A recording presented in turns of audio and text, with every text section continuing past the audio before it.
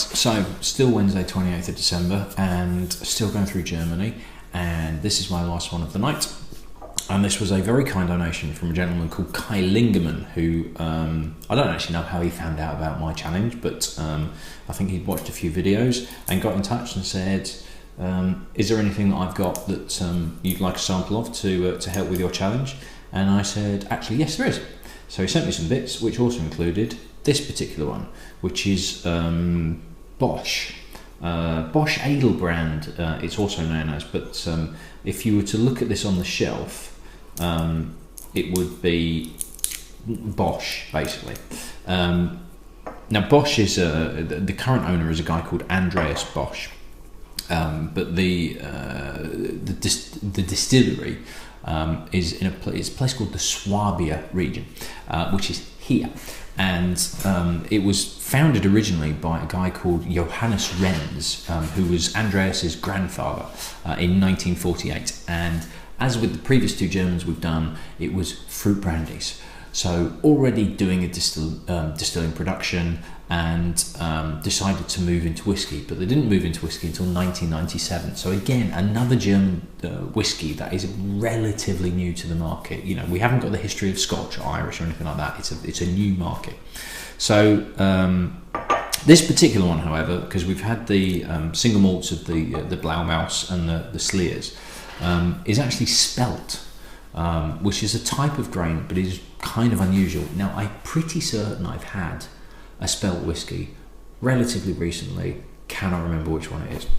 So I have had another one, and to be honest, I can't remember what it was like either.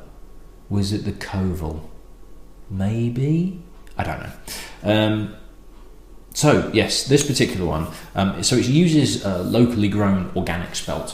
So it's very much kind of like small scale. Again, with the other Germans that we've done, it's small scale, released annually. This is what the bottle looks like. This is the standard version. It's a 4-year-old. That is, it's branded as JR, as in. Oops, got a bit of water in that. Water. I've washed it out. I've just thrown it everywhere. JR after Johannes Renz, the grandfather of Andreas Bosch and the founder. Now, they do add barley and rye to the mix as well. What the proportions are, have not got a clue, but the predominant ingredient of this is Spelt. And they also use Limousin oak casks from France. So slightly unusual types of casks. You know, the French, a couple of the French whiskies were using it and to great success. But this is, you know, unusual for being German, unusual for being Spelt. Yeah, small scale, never ever going to come across this in my life. So Kai, thank you very, very much for this, because this is yet another one of this challenge that, without doing the challenge, didn't even know it existed. Price wise, about €30 from what I can figure out. Just looking at a couple of websites, can't find it anywhere in the UK. I think you'd struggle to even probably find it outside Germany, in all honesty. A lot of these distilleries in Central Europe are really, really small scale. They cannot satisfy the demand anywhere outside of their local region, so that's basically where you're going to find it. So, 4-year-old Limousin oak casks, decent colour. Colouring's probably not been added. I'd be very, very surprised if it was. My wife wandering around upstairs, not quite sure what she's doing. Now, this has got. Now, I know this has got rye in. I'm fairly certain it's got rye from what I'm reading, and this has got an element of the Sleers, which was single malt, but I thought had rye in. It's got this slight spiciness to it. It's a bit soft, but there's definitely a spiciness to it. However, what this has also got is that weird plum damson skin, weird, slightly sour note that the Blaumaus had before I did the Sleers. So if you've not seen them two, go back and watch those two. Take all my nose, particularly on the nose, because I've not tasted it yet, but take everything that I've said about the nose on both of those, combine the two together, because this has got both. It's like dark fruit skins and sweetness and spiciness of rye. Weird nose. Again, not sure if I'm a fan of it.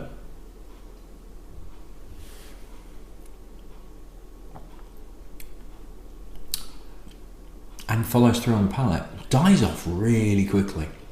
It's 40%, and it tastes like I've had water added already, because it starts off, there's a bit of spice, which I'm assuming is the rye element that's in it. There is a dryness. I think Spelt isn't too dissimilar to rye, so it's probably the Spelt as well. But then it just disappears quite quickly. It really does.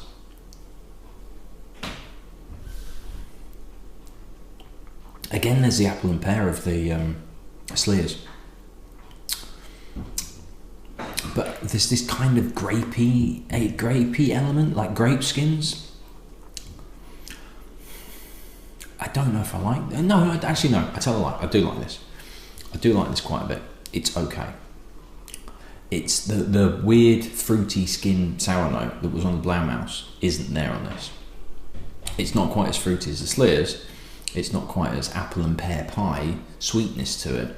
It kind of straddles the two camps, but it's closer to the Sleers that it's more enjoyable. It's not quite as weird. It's unusual, but this is more mainstream. So I think if you were to try Blaumaus, you'd be going, what the hell is that? Unless you really, really liked it. A lot more people are going to like Sleers. I think it's a lot more mainstream. It's a bit lighter and a bit safer. This is kind of halfway in between, but it's closer to the mainstream in terms of it's a little bit unusual, but it's not too out there. It's not too wacky. It's not too, what the hell is this like? And therefore it kind of works. I'm enjoying this. I'm not enjoying it as much as Sleers, but it's a little different. It's a little unusual, but it's not too out there and too far removed from any kind of normality, which the Blaumaus really did. That is going to split the difference of people on tasting. This is a little bit more safer, but it's a little more like, well, what is that? What's not sure? Well, actually, there's enough good flavours, or there's enough balance to it. It does work. It's balanced. The combination of flavours, it flows. It disappears a bit quickly. It's a little bit light on its feet, but ultimately it does work pretty well.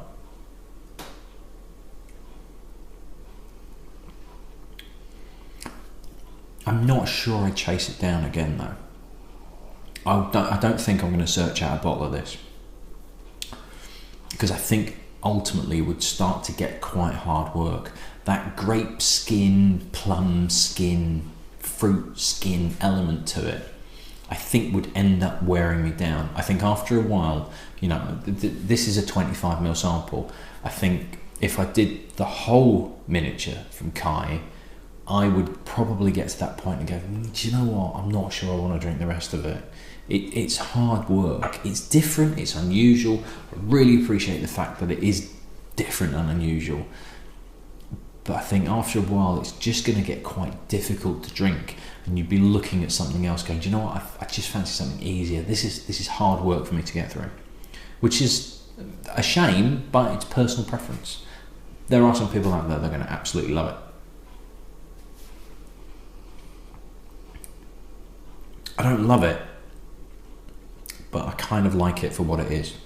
I just wouldn't go out there and buy a bottle of it.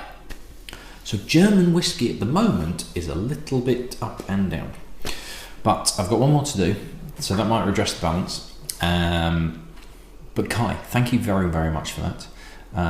I shall hopefully be cracking on with a couple on Friday with the view of getting the one done for New Year's Eve, and then we shall go into 2017, and I'll know how many I've got left to do, because I'll be going towards the 24th of January, which is when the final one is. So we're in the final legs of the marathon now, and feet are hurting, and I'm starting to get a bit of a stitch, but I'm getting there. So that's me done. I need to do a quick edit and upload, and I'll see you in the next one. Cheers.